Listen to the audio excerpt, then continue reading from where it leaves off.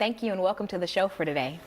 You are watching Perspectives with Alana McLaughlin. I am host Alana McLaughlin, and this morning I'm joined with Mr. Renard Hirsch, who is a Nashville native and a local comedy star, if you will, to discuss the culture of comedy in Nashville. And so thank you, Mr. Hirsch, for joining me this morning and for coming to share your perspective. And just to open up this first segment, just tell me a little bit about Renard. Okay, well, first off, thanks so much for having me. This is such a wonderful occasion to be here to do this here with you. Oh, you said about comedy? What was the question again? I want to know about you, your early experiences, you know, just how you came to be. Okay, so I grew up here in Nashville, Tennessee, born and raised here. Metro schools, graduated from Hunters Lane, then went on to Tennessee State University, and let's see, I was, my first 2 years, I did not know what I was doing, so I'm just floating around, and so then I had one of my teachers had invited me to do it. They had some roles in a play open. She was like, hey, we got some roles in this play, you want to do it? And I'm like, all right, I'm not doing anything else with my life right now, so I was like, I'll try it out, you know, so then I did it, fell in love with the process, and just, you know, it was just a blessing to have people like that. Worked under Barry Scott and Kimberly Lamarck, and and you know, I was fortunate to have a theater, professional theater company in residency at the school. So it was like we got professional training, and so it was like once we got out into the world, we were like, oh, okay, this is nothing. We've been through the hard stuff. Ready for this. Yeah. So and then my senior year, I had some, you know, I was acting, so my friends around me, you know, they would get bored at work sometimes, and then they would say, hey man, can you call and prank call our boss? So I would call up there and I would prank them, and so they were like, all right man, we appreciate it. And they were like, man, you need to be doing comedy. And I'm like, what? I'm like, all right, yeah, I'll try it. So tried it out, and so I went to an open mic here in Nashville over at Bar Cart Cumming Station. Wasn't a lot of comedy in the city at that point, and so tried it out. And first I went and watched, and I was like, I can do better than these guys. So I came back next week, and then I performed, and I did not do better than those guys. But I did decent enough to the point where they were like, hey man, stick with it, man, keep coming back, keep coming out, you know. So I was like, all right, cool. I was like, all right, so that kind of gave me enough to kind of keep coming out and keep working and honing the craft. And like, what year was that? This was 2001. Okay. Yeah, so so did it. So started here, and had another guy approach me at the open mic and was like, hey man, I got some other shows I'm putting together. You think you know some other comics that I can put on this? And so I was like, all right, so we started doing that, and then it led to me working with the urban professionals, and we started doing ski trips and stuff like that. And so then after a while I did that, then moved to Chicago, and I was there, and so that was really good. I was able to really kind of get my comedy feet there in what's the scene Chicago. like, the comedy scene like in Chicago?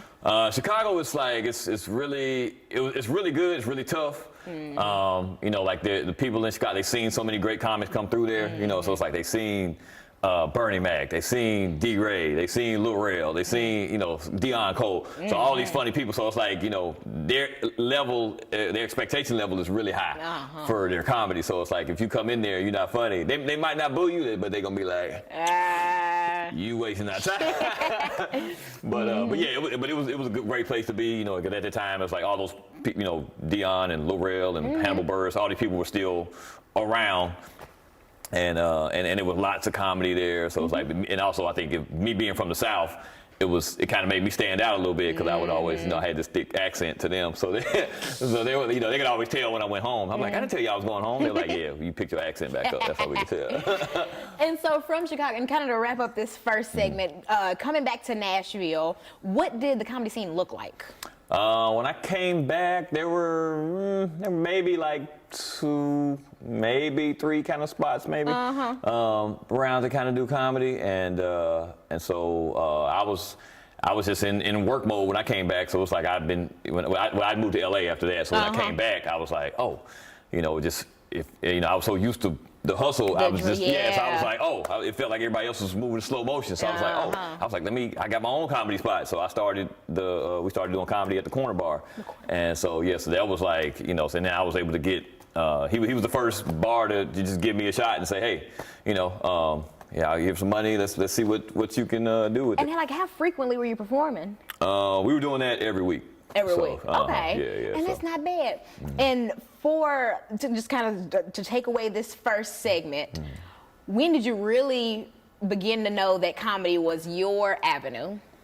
I think, let's see, so probably at the, so like they were,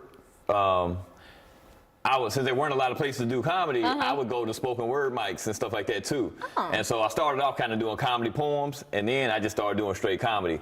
And so, yeah, I remember one day I was on stage at, I think, at Kijiji's, and I remember feeling like I was inside the joke, and I could tell I could control the crowd, like by how fast or how slow I went, and they were like holding on to every word. So that's kind of that crowd reception is how you really begin to know that you're getting that hang of this. Yeah. And in our second segment, we're gonna pick back up on your early comedy career. We're gonna talk about you going further in that career and how you came to be today, because you're kind of like a household name in Nashville in terms of comedy now. Yeah, we're working on it. And so I encourage our viewers to tune back into the second segment of Perspectives, where me and Mr. Hirsch will return to discuss the comedy culture in Nashville.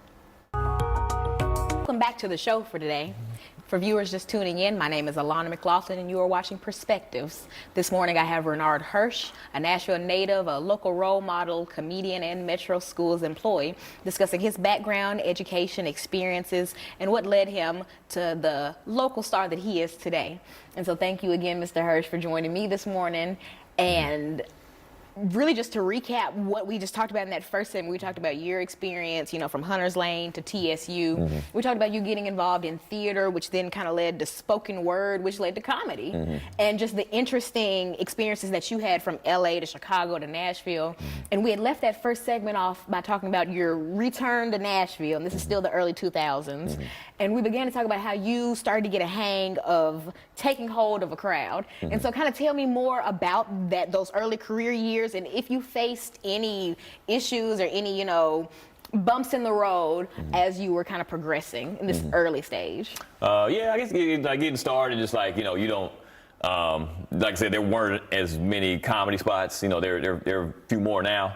But like growing up, like when I started, like I said, there was only 2 or 3 spots you could do something here or there. Yeah. And so when I moved to Chicago, I linked up with the comics there, and they're like, I was doing 2 and 3 shows a month thinking I'm a comedian.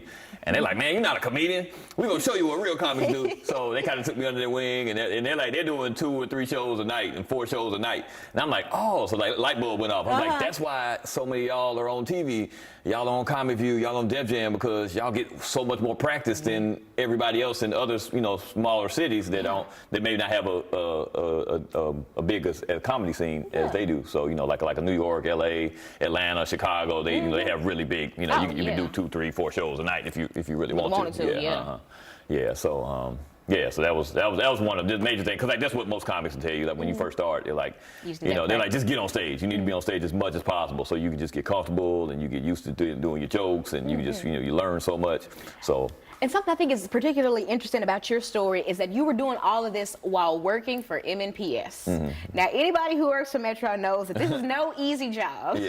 We're working with like the next generation of little Americans, and it's not easy, and it's quite tiring. And I really just want to ask, how in the world did you juggle working a school day and then trying to go do a show? Things ain't even funny at that point. Life is not even funny after work. And so tell me kind of how you kept your mental straight and how you kept a hold of that. Okay. So I got a chance to teach I taught theater here for 2 years in Metro, and so that was the first year it was just really rough for me, because you're just like, you're figuring everything out. So you're like, hey, what do the students respond to? How does it work relationship between the principal and the teacher and the your other co-teachers and stuff like that. So I think that was it was really tough that first year, and so I didn't really perform that much that first year. But then the next year I kind of felt like I had a hang of it, and so I was like, all right, cool, now I can kind of get back to performing and doing all the other stuff I was doing. So yeah, that's not bad. And so once you started performing regularly and you're like back at it full force, I'm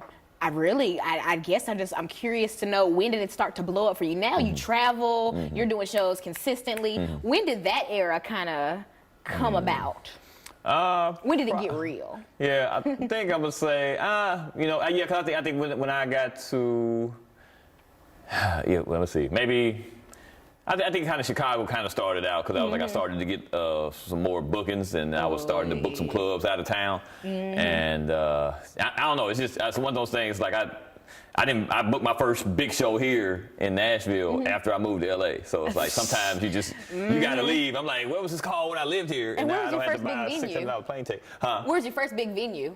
The big, I'm probably gonna say we did, it was a place called Center Stage.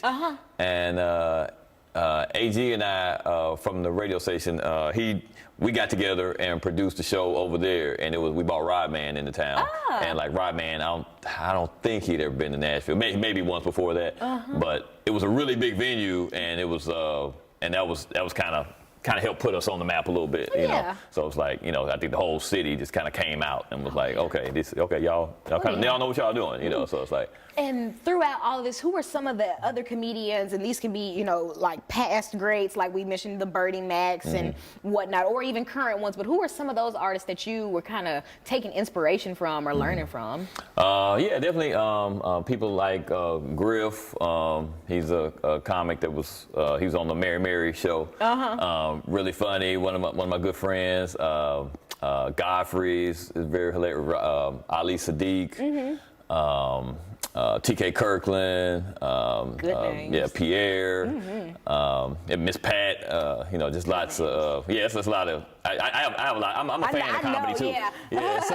I know, I'm seeing you think, but I'm like, man, I didn't mean to put you on the spot like that. But no, I'm glad that you But those are some of my favorites though, and they've kind of like affected and impacted, my career, so. And speaking of that influence, how many of those comedians are from the South? Because we just we hit on it on the first segment, that comedy is not as big down here, and why is that? Why do you think that is, at least? Well, I think it is. It just, it just depends on, where you are. Cause like I said, we got Atlanta's a really big comedy hub. Texas is, like there's Dallas and Austin and Houston. So I think it is.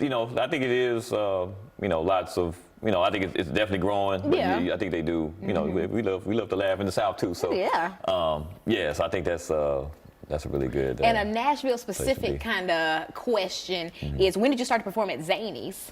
Let's see, though, that was, like right, let's see, maybe about 3, 4. I got to do the open mic maybe a few times before, like early on when I started. And so, so it was like, that's kind of open mic, it's like 10, 15 people in there. It's totally different now. Zany's, they know how to promote now. So it's like, if doing a 12-person show was very rare there. Like now, it's like they know how to advertise and they know how to get people in there. So push people. But I probably didn't. You know what? I probably didn't maybe consistently till maybe about 10 years ago. 10 years? Yeah. So but still, that's awesome though. To say you've been running at Zany's for the last 10 years, that's like no small feat at all. So it's always good to do shows there. So I enjoy doing that. And in our final segment, we're gonna come back with just talking about what you want to do for the community, how the community has supported you, and how we can keep laughing with Renard, basically. And so I encourage our viewers to tune back into the final segment of Perspectives, where me and Renard will be discussing the culture of comedy in Nashville. Welcome to the final segment of the show for today. For viewers just tuning in, I'm joined this morning by Mr. Renard Hirsch, a Nashville mentor and local community leader and a local comedian as well. And we're discussing his background, education experiences, and all what led him to working in comedy, and then the culture of comedy as a whole in Nashville, Tennessee. And thank you once again for joining me. And to just pick back up where we left off, Lord, we've talked about experiences at Zany's all across town. And I really, in this final segment, I want to focus on your why. I know we hit on it lightly, but we didn't even give this enough grace. You work for Metro Schools as well as working in comedy. So really, your entire day is pleasing people. Your entire day is putting a smile on someone's face, whether it's like an unruly child or an unruly adult. But you're doing it all day. And that takes a really special kind of person. That takes a specific kind of person, and I want to know why. And so what's your why? I think it's I mean, we all need an outlet, so I think it's, you know, yeah, so it's like, you know, the comedy kind of provides me an outlet to do, you know, after work, you know, so, and, you know, and working in the schools is, you know, it's always great to, you know, to be able to talk with young people and, you know, and, you know, every now and then you might see somebody that's, you know, that's interested in comedy or theater or acting or whatever. So it's like, you know, whatever, you know, whatever advice I have or knowledge I have, you know, I can pass on to them and say, hey, this is, you know, these are some steps you should take, you know, check out, you know, get an agent, you know, submit to some agencies and, you know, see if you can't book some commercials and those stuff like that. Cause like, you know, it's a different age now. So it's like we're in the social media age. So the social media aspect is very important. And with young people, they're kind of already acclimated to it because they were born with it. So it's like, yeah, they, you know, like when you see 3-year-olds, they know how to work an iPad. You're like, and that makes me think something. I wanted to ask, how has social media influenced your career? Because I know you starting in the early 2000s, you were in like the MySpace era. You know, going from MySpace to now, how has that kind of affected you? Okay, well, I prefer MySpace for the record. I wish they would bring it back. MySpace is gone. Yeah, it's not coming back. I mean, it's just changed the landscape of, you know, how we do everything, but specifically with comedy, you know, usually traditionally you always had to move to LA or New York or another Chicago or somewhere to make it. And now you really don't have to do that. You know, now you can create videos on your phone and create a following. Oh yeah. And you know, and with comedy clubs, they're different too. Now it's like you know, it's not all about how funny you are. It's just about how popular you are and how many people can you get to buy tickets to come to this event. You Authenticity. Know, so, yeah. So, let's talk about that because I want your perspective on that. Do you think that kind of the era of social media comedians has kind of taken away from the authenticity of the art? Because like you said, nowadays I could get on TikTok right now and just say something funny, and if I try hard enough, I'll be a comedian by tomorrow. But I'm no comedian. I'm just a guy who had like one funny thought that I really pushed. And I've noticed that with these social media artists and comedians or social media built artists, it doesn't feel the same. Personally, I like to see a comedian in real life and then be able to look around a crowd and tap people and laugh, you know, make eyes. That personal experience. And I feel like with social media, you don't get any of that. I'm watching a video. You know, I could watch a million videos, you know, but it just doesn't feel the same. And also, the guys who are kind of doing it through social media, they're not relying upon that audience reception like we talked about. If you're in real life at Zany's, you're banking on like the crowd laughing, the physical crowd, you know, on the spot. You know, you're just right there. But social media, I could tweak it and edit it, and you know, and so kind of, how do you feel about that? I mean, I think it's fine. I mean, everybody has their own lane, so it's like, you know, there are people who go viral and become internet sensations, you know, but, you know, it's just, you know, but I mean, if you want to do comedy, you know, that's the thing, you know, it's a craft, you know, so you have to go in and do it. So like, you know, you have some internet comics that put the work in and put the time in and hit stages and become really funny and can actually work as comics. And then you have some that don't, you know, some they just try to bank on their celebrity and think that's going to flow them through. But, you know, that's, you know, making a 2-second video on Instagram is way different than holding the crowd's attention for 45 minutes and staying up there and keeping them engaged and keeping them laughing and you know and all that. So you're so right. So yes, I mean, it's to fine. Each their own, I suppose. It's just something that, you know, it's for everybody. So you know, I can use it. I got the opportunity to use it just like, you know, you do and everybody else do. Yeah. And another kind of modern day question. I think about comedy shows like the 85 South, well, not 85 South, Wild and Out, and other, you know, those big shows. When you look at publications like that or like media like that, does it feel the same as like our Def Jam comedy, you know, our Comedy Central? Does it feel as rich? Because I know that like a lot of people personally don't care for today's comedy, you know, in the same way people may not care for today's music or whatever, but they often cite the fact that it just doesn't feel as natural. And so what is, as someone who's in that industry and someone who's kind of, you know, studied this, how do you, what's your reception like in terms of kind of modern day comedy outlets? Yeah, I mean, I like, you know, I like Wild 'N Out for what it is. Yeah. You know, it's definitely, you know, like nobody else is doing that, so it's, you know, it's definitely in that same vein of, you know, maybe a Living Color or Def Jam or something like that. So, So yeah, and Nick Cannon's a guy that creates lots of opportunities for lots of comics. So I think, and there are a lot of comics are able to go on that show and then translate that into working gigs and being working comics. So yeah, so I salute them for that. So it's like, and it's just another outlet for comedy. I think we do. I think it's. With the internet, I don't think it's not as much quality control with it. So now it's just all over the place. So you have to really look for the good comedy.